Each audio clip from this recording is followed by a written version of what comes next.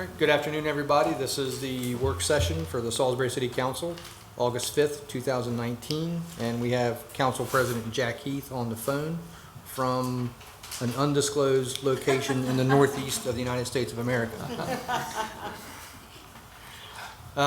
First item on the agenda is updating the fire code business licenses, and that's going to be Chief John Paul. And Eric Kramer. And anybody else coming up? All right. We hunt in packs. Yeah, exactly. Good afternoon, and thank you for this opportunity. We're here today to talk about updating the municipal code, specifically Title V, the business license, and then several parts of that. After reviewing the code, we went to add a section in there that requires a satisfactory fire inspection for code compliance with all business in order to receive their business license. So when you look at it, you can see that it's dealing with the commercial district with a downtown business district license. You can see where they've added director of finance to replace treasurer. And then at the very end of it, you'll see where every establishment subject to provision of this section shall, upon application for annual license, submit proof of an inspection approved by the city fire marshal. And then the additional for transient merchants and mobile vendors, it's the same thing, the very last thing, requiring a satisfactory inspection. And then also under Chapter 544, plays, concert, and circuses, the very end, safety requirements, adding the annual inspection by the fire marshal. And then the last is restaurants with the same type of language to include a satisfactory fire inspection. Any questions?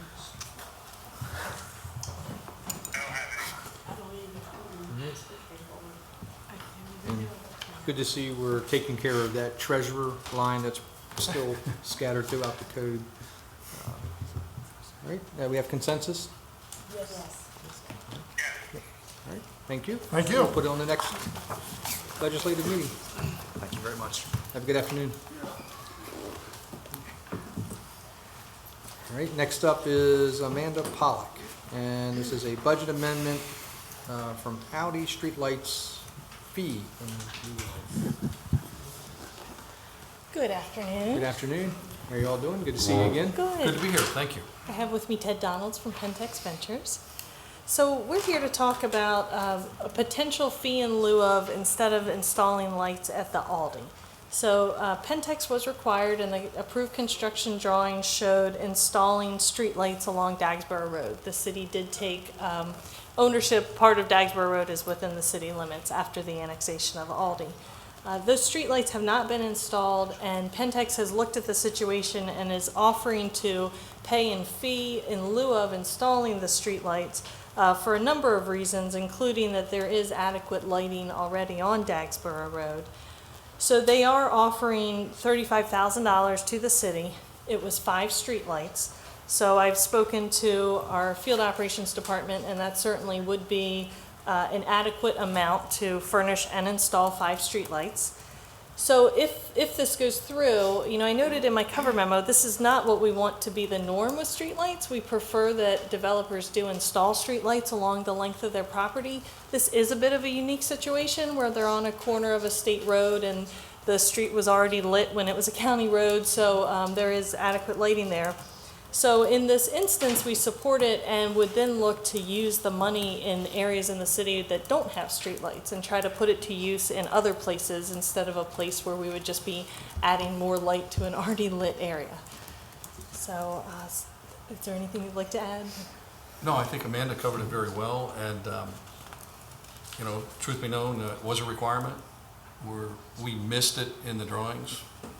Our preference would be always own up to the mistakes that we made. And rather than saw cut new asphalt, saw cut new sidewalks, and we do believe that, we have adequate lighting out there, and Dagsboro is a unique situation. So we are here asking if we can't contribute to someplace where it would be better utilized than having us do a redundancy Yeah. that may make no impact whatsoever. And I'm okay with that. I know, I sent an email to the mayor. I have a couple areas that I think could use some streetlights that I've had residents request them. Did I respond to you, Mayor? Sure. Did I? Yes. Okay, I couldn't remember. Yeah. I know I saw the And I emails. know, there's other areas in the city too, but I know this one was specific because I've had residents request it. And we've put that specific one in the CIP. Okay. So that is an option. This funding would only cover about half of that project, but that's an option. Yeah. Regardless, this puts us closer to finishing things like that are already in our plans. Yeah, exactly. Okay. Any other questions? No, just greatly Yeah, I appreciated. have a comment. Sure. I do have a concern, and Amanda referenced it, about not wanting to be the norm. Yes. My feeling, I understand the logic, but my feeling is that I'm not comfortable with an agreement that was signed, a contract that was signed to perform certain things which we ask of all developers. And I'm concerned that this is going to open the door for other developers to come back and go, well, there is adequate lighting in this area. We'd like to get out of that agreement. A contract is a contract in my mind. And I think that we're on a slippery slope in this particular case. And if we're going to put the street lights in for consistency in the way the look of the city is, that's my concern. And I personally have an issue with it. If I may react to that, I totally agree. Those are, and we've all spoken about it. I mean, the visual consistency, the aesthetic consistency, wanting to ensure that it's the same reason why we require sidewalks on every block, even when we hear, oh, nobody walks there. Well, nobody walks there because there's no sidewalks. Just wait. We'll put sidewalks in, people will walk there. Building these things to standard, to the city standards every time with consistency is what ultimately will build out our city to have a more complete fabric of well-lit, walkable, safe areas. Like, there's no doubt about that. And I agree with Jack that a contract is a contract. The question is now, in the situation we're in, where do we go from here? And I think there are two options. One, go in and put them in, or two, accept payment and put them in elsewhere. That's a higher priority for the city, somewhere where we've identified that as a priority. And I think for me, I don't want to see infrastructure cut up. And I don't want to see cutting asphalt, cutting sidewalks, tearing things up to fix a mistake. And as far as slippery slope, I also agree that concerns me, but I think in this situation, once again, you say, well, we'll do it this once, but we have the power in our public works agreement to never do it again. Yeah. Or to only do it when there's a mistake, and to accept payment instead where there's a mistake. But I think the more fundamental response to that for the city, the response that we can, build a foundation upon is, we're not doing this anymore. I mean, that, due respect, and I agree with each of the points made, but I think we got to ask ourselves, where do we go from here? Did you hear the mayor? I heard a part of it, but part of it was garbled. And I'm not sure what the final, he's saying that he agrees, but he would still like to do it. Is that the last? Basically, he was saying he agrees with your points. He goes, but we're at a situation now where there's a mistake has been made, and he doesn't prefer, the mayor does not prefer to cut up infrastructure such as the sidewalks and asphalt to fix the mistake. And he thinks in this situation, this is an appropriate action. And then in the future, we still have the flexibility in the future, and maybe it warrants even tighter scrutiny of projects, in the future to make sure that stuff like this is not missed. That was me adding that last line in, not the mayor. Can I ask a question? Did Pentex realize that they did not see this in the contract, or did the city? No, it was, you know, the city was very specific, and I make, the PWA said that this is what we would do. What we did, Pentex had a contract with Aldi. Aldi stepped into our shoes to carry on the development obligations. And truthfully, the notation in the drawing was faint, no excuse. It wasn't, typically you highlight those things in big bold so they're not missed, Yeah. and they weren't. And not until we were really trying to close everything out with Amanda and Bill do we recognize that, oh shoot, now we have an issue. And we certainly can fix it. You know, we could do that, but on the other hand, we look at, our position was, we went up and down Dagsboro Road.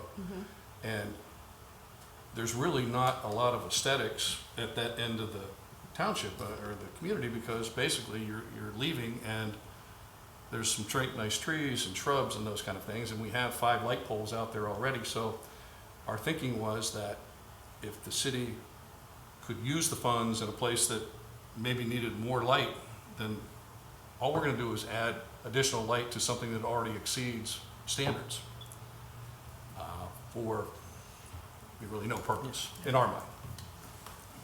But we missed it, plain and Okay, simple. so you missed it. Okay.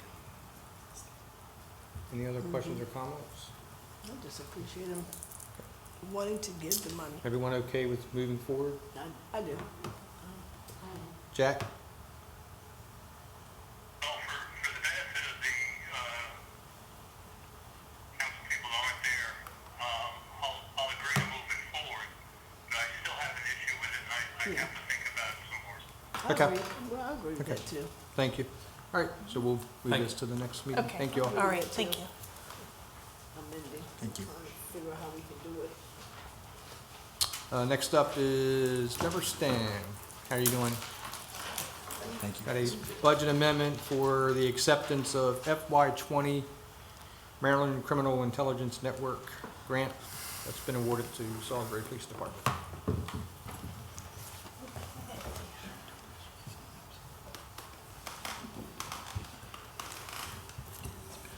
Well, I was kind of hoping someone from the police department would be here since it's their baby. The language that I put, you all have obviously received the cover memo.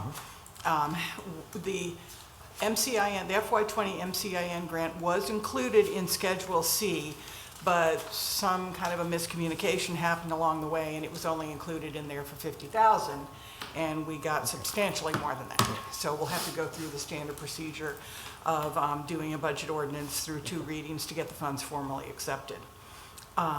So there is some language in the ordinance, which I pulled out of the grant application pertaining to what the funds would be used for.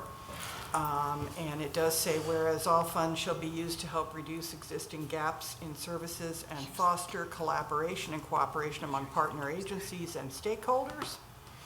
And the program will take the form of a statewide network of criminal justice agencies focused on identifying, disrupting, and dismantling criminal networks through collaboration and comprehensive data sharing, both locally and statewide, with the ultimate goal of prosecuting more crimes under the Racketeering, Influenced, and Corrupt Organizations, or RICO Act. We do have several subrecipients through this grant that will be receiving funds, and the city will be retaining some for its own purposes. So a number of agencies and people working together. So we just need to get the funds that we have been lucky enough to have awarded to us formally accepted so we can begin expending them. What did we think, that we were only going to get 50,000?